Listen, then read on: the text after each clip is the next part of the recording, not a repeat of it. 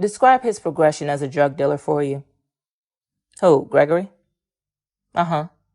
He a person, when you teach him something, he learn fast. He wise for his age. He catch on fast. He, know how to handle himself. Was he younger than you? Yes. Was he the same age as kind of Ashton Price or Evans Lewis and Jasmine Perry and Curtis Neville? Yes. Was he more advanced, though, in terms of drug dealing and shooting people than they were? I object, Your Honor, to leading the witness. Objection sustained. Talk about Gregory's relationship in the enterprise versus the kind of guys who were his same age. He was more advanced than them. He caught his first body before them. He killed before them. We used to, they say for his age, he used to be at the round table. Like when the bricks come in, Gregory Stewart was there. Why? Because Gregory Stewart could move work. He could defend himself. He could stand on his own. He didn't need your help. He didn't need you to hold his hand. He knew how to do everything on his own.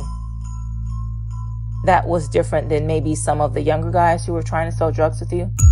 Objection leading. Objection sustained. How did that compare to other members of the enterprise who were the same age as him? You kept him around because it's like he was more advanced than them.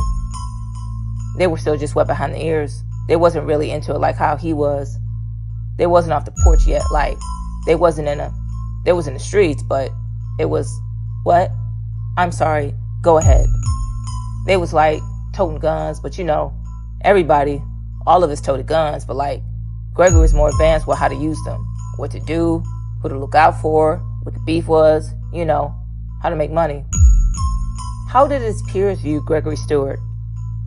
They looked up to him. They hung around him a lot. They hung around him more than they hung around me.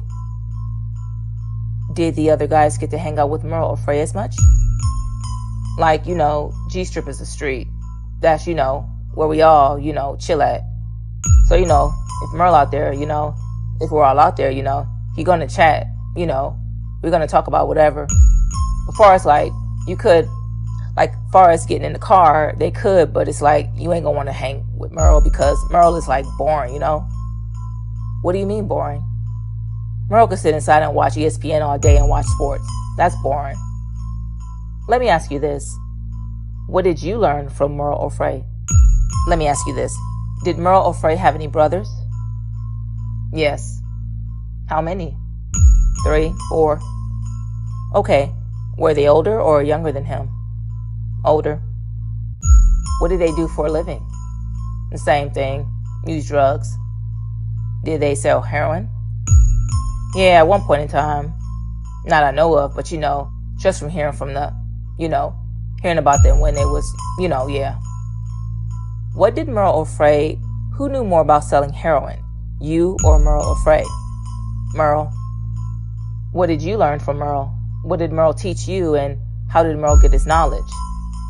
How to discipline the money and how to, save and put it up and, not to blow your money and things like that. He was very disciplined when it came down to money.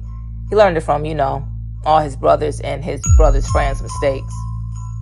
Did that include on how to evade law enforcement? What you mean? To stay out of trouble, stay out of jail? Oh, yeah. What kind of things did he teach you about that? Don't be with no crowd. Don't hang about no crowd being high. Don't make no beef with the police and cuss them out and stuff like that. Did he tell you anything about talking on phones? Yeah, well, I know that anyway. Which is what? Don't talk over the phone. Don't say nothing about the phone. The phone could be tapped, or someone that you talk to could be tapped. Don't hang around people that's already high and, doing the foolish things. You became a leader of this enterprise, correct? Yeah. All right.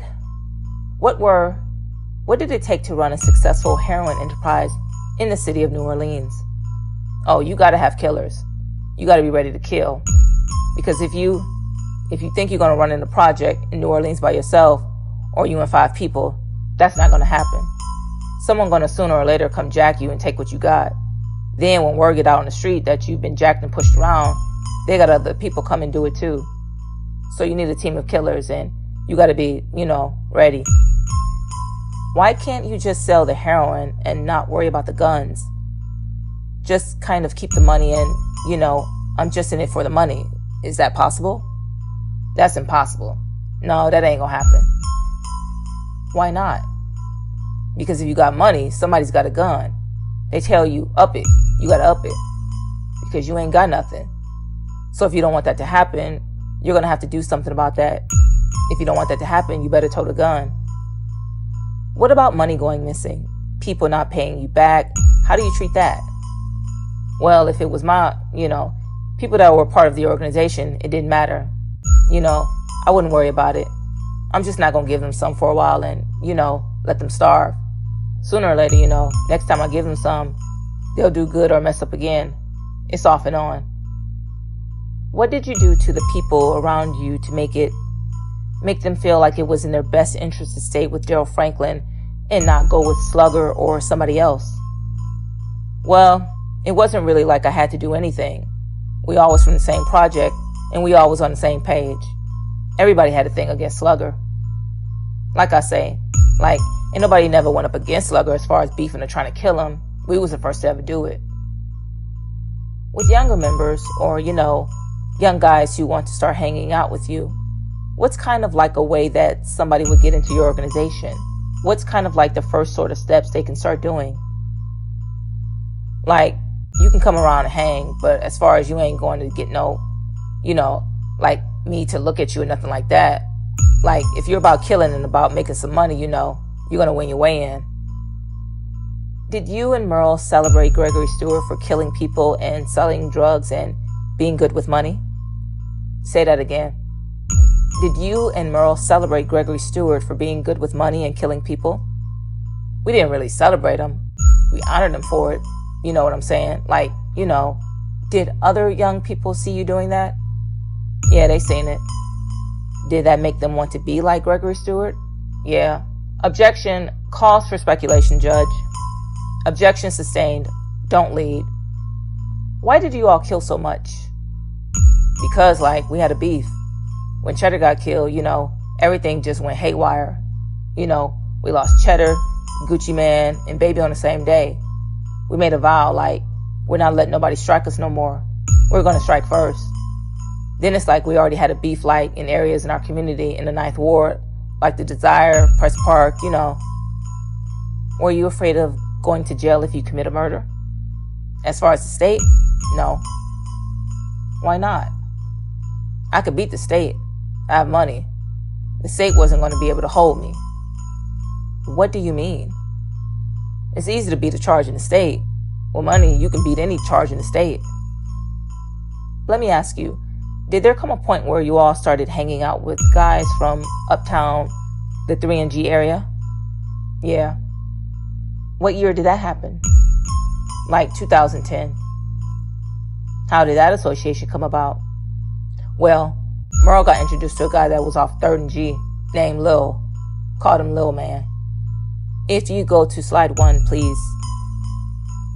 Okay, Lil Man. If you see my pointer, I'm going to point at the big board. Is that Little Man over there?